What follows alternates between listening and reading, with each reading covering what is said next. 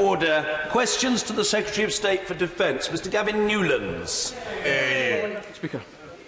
Secretary of State. May I start by congratulating, on behalf of those who work in our armed forces, His Royal Highness Prince Harry on his engagement to Meghan Markle.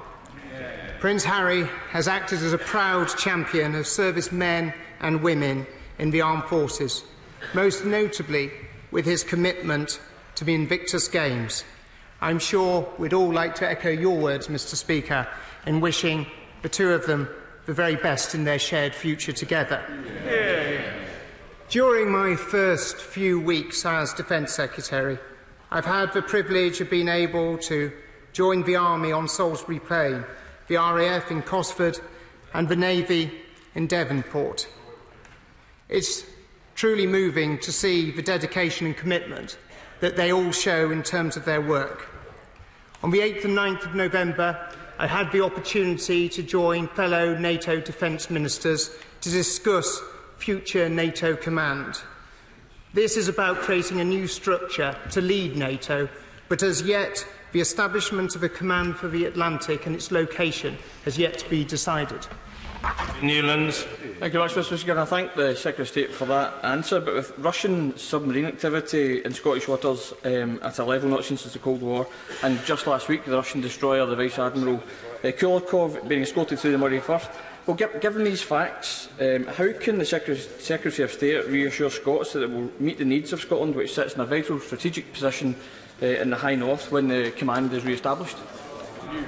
I think the honourable gentleman makes a very important point about the increased activity of Russian submarines in the North Atlantic, and I'm sure he would welcome the investment that the UK government is putting in Her Majesty's Naval Base Clyde. £1.5 billion being spent investing in Scotland, 6,500 personnel already based at Her Majesty's Naval Base Clyde, and that number is going to increase. NATO and what we do in terms of NATO is absolutely vital. It's the cornerstone of our defence. But you have to understand, it is not just about conventional warfare and conventional deterrence, it's also about a nuclear deterrent. If we do not recognise the fact that nuclear weapons have been safeguarding our security, then you don't understand what NATO is. And I very much hope that the honourable gentleman will start to welcome not just our investment in submarines in Scotland in terms of conventional submarines, but also nuclear submarines as well. Leo Doherty. Mr. Speaker, at a time when global threats to British interests around this world are increasing, would the Secretary of State agree with me that it might seem illogical to have a defence capability review that could decrease our capabilities at a time when we need to be doing everything we can to increase the fighting power of our armed forces? I think my honourable friend makes a very valuable point in terms of making sure we have the right capability for all our armed forces. I'm taking the opportunity to look at all the work that has been done and making my own judgment as the best way to go forward on this. Stuart Malcolm MacDonald. Speaker, and I too extend warm wishes to the new happy couple and can tell you that my mother has already asked if she can join me in London on the day of the royal wedding. Mr. Speaker, let me start by paying tribute to the Royal Navy assets, including HMS Protector, that have taken part in the search for ARA San Juan. And, Mr. Speaker, with that in mind, let's move from the South to the North Atlantic. Can I welcome the Secretary of State on his first appearance at the dispatch box? We do, of course, have differences, but where we can agree in Scotland's interest, we will hopefully do so. So with that in mind, and with the re-establishment of the NATO command, does he agree that Scotland is ideally placed to host such a command? I have no doubt that there are many places within the United Kingdom that would be brilliant places to host such a command, and I will be making strong representations with all our NATO partners to make sure that we get the very best deal out of NATO. But at the moment it's too early to determine where that command is going to be, but I'll be doing everything I can to ensure that it is in the United Kingdom. Stu Malcolm MacDonald. I understand this will be discussed in February of next year, so let me just point out to him what Scotland has to offer. It's the most northerly nation not to have any territory inside of the Arctic Circle. It's in a strategic position jutting out into NATO's North Atlantic heartland with access to the Icelandic Gap. It has Kinloss and Lossiemouth with unparalleled history in maritime aviation.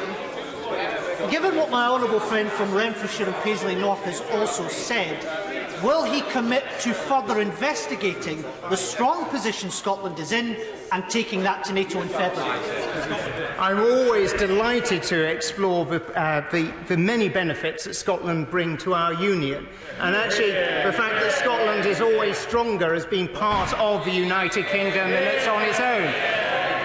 I also very much welcome the continued investment that we do put in Scotland. It's absolutely integral to our defence as a nation, but we are always stronger together, and I will be happy to look at all the evidence about making sure we continue to get the very best investment in Scotland from our armed forces. Bambos Charalambos. Number 2, Mr. Speaker. Thank you, Mr. Speaker. I have regular meetings with the Chancellor. As yet, I'm to have a formal meeting with the Chancellor, but I'm very much looking forward to doing so to discuss our shared future.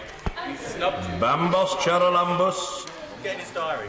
In a recent letter to the Defence Secretary from 25 of his Conservative colleagues, they said, and I quote, "We look forward to the rhetoric being matched in deeds over the coming months." Will the Secretary of State listen to colleagues from all sides of the House and match the government's rhetoric with increased resources for our armed services? What we have in terms of our national security and capability review is the opportunity to step back, look at the threats and challenges that this country faces, whether it is from cyber, whether it is more conventional threats, and make sure that we have the right resources in place so that we can deliver for our armed forces. That's what I'll be looking at, and I'm looking forward to meeting the Chancellor as well as many others to have those discussions going forward.